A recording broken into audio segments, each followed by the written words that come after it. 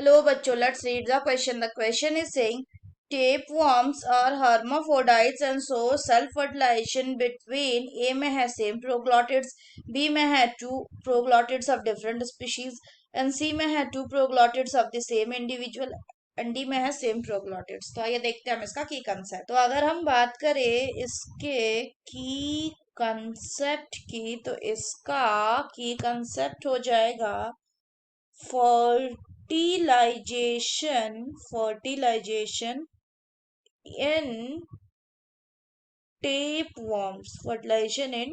Worms. तो अगर हम बात करें टेप वर्म्स की तो टेप वर्म्स का बॉडी जो होता है वो कुछ टाइप ऑफ इंटरनल सेगमेंट्स में डिवाइड होता है और उनको क्या कहा जाता है, उन सेगमेंट्स को कहा जाता है proglottids.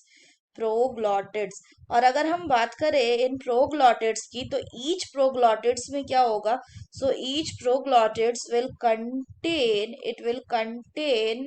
a complete set a complete set of male and female reproductive organs। और ये जो male and female reproductive organs होंगे ये क्या प्रोड्यूस करेंगे, they will produces the sex cells. तो इनमें क्या होगा, इंटरनल फर्टिलाइजेशन होगा इन सेक्स सेल्स का, और फिर जो टाइप ऑफ फर्टिलाइजेशन होगा वो कैसा होगा, वो होगा सेल्फ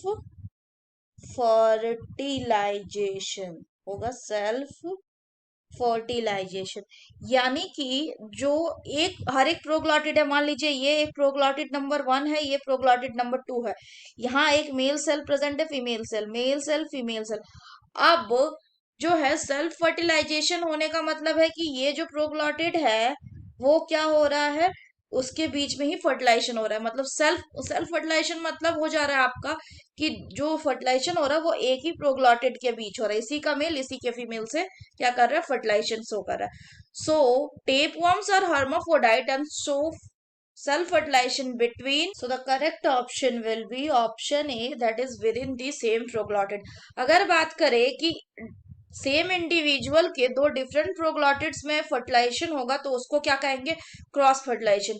क्रॉस फर्टिलाइजेशन भी इसमें शो होता है लेकिन कुछ मेंबर शो करता है, अधिकतर जो है वो सेल्फ फर्टिलाइजेशन क्या करता है, शो करता है। So that's all for the question बच्चों, hope you understood it well, best of luck.